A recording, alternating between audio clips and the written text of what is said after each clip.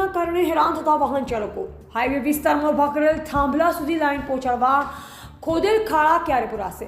ખોદકામ દરમિયાન લોકોના સળિયા બહાર નીકળતા અકસ્માત થવાની સંભાવના.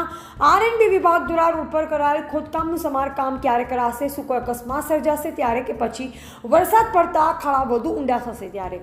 ગુજરાતના પ્રસિદ્ધ યાત્રાધામ અંબાજી ખાતે મુખ્ય હાઈવે રોડ પર આરએનબી વિભાગ દ્વારા રોડ વચ્ચે કેબલ લાઈન નાખવા કરેલ ખોદકામના લીધે રસ્તા પર ખાડા પડ્યા છે, જેના લીધે વાહન ચાલકોને ભારે પરેશાનીનો સામનો કરવો પડી રહ્યો છે. અંબાજી ખાતે આગામી દિવસોમાં 4 રસ્તા ચોક હાઈવે વિસ્તારોમાં સીસીટીવી કેમેરા લગાવવા અર્થે 51 શક્તિપીઠ સર્કલથી જૂના નાકા વિસ્તાર ગબ્બર સર્કલ સુધીના મુખ્ય હાઈવે રોડ પર થાંભલા ઊભા કરાયા છે, જેમાં મેઇન લાઇનના કેબલ નાખવા માટે મુખ્ય રોડની વચમાં ખોદકામ કરેલ છે. જે બાદ ખોદેલ ખાડાનું સમારકામ નહીં કરાતા મુખ્ય હાઈવે રોડ જે આરસીસીનો બનેલ છે તેમાં ઊંડા ખાડા તેમજ લોખંડના સળિયા બહાર નીકળી ગયા છે, જેના લીધે મોટા તેમજ નાના વાહન ચાલકોને હેરાન થવું પડી રહ્યું છે. ગામના સ્થાનિકોને ખાડાનો ખ્યાલ ન હોવાથી વાહન ધીમા પાડી પસાર થઈ રહ્યા છે, પરંતુ આ રસ્તો એ મુખ્ય હાઈવે હોવાથી અહીં બહારથી આવતા યાત્રિકો પણ પસાર થતા હોય છે, તો મોટા અને ભારે માલવાહક વાહનો પણ પસાર થતા હોય ત્યારે આ રસ્તે ઝડપથી પસાર થતી વખતે જો ખુલ્લા સળિયા કે ઊંડા ખાડાના લીધે કોઈ અકસ્માત સર્જાય કે વાહનને નુકસાન થાય તો તેનો જવાબદાર કોણ?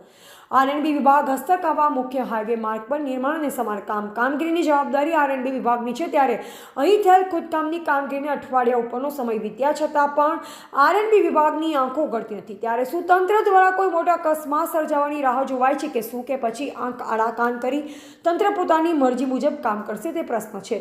વધુમાં ગ્રામ પંચાયત વિભાગ દ્વારા જ્યારે પાણીની પાઇપલાઇન માટે ખોદકામ કરાય છે તે બાબતે આરએનબી વિભાગ દ્વારા પ્રશ્નોત્તરી કરાય છે કે કોને પૂછીને રોડ ખોદકામ તો આરએનબી વિભાગ પોતે કરેલ કામ અંગે ક્યારે સજાગ બનશે? રિપોર્ટર ગોવિંદ શાહ, દાતા.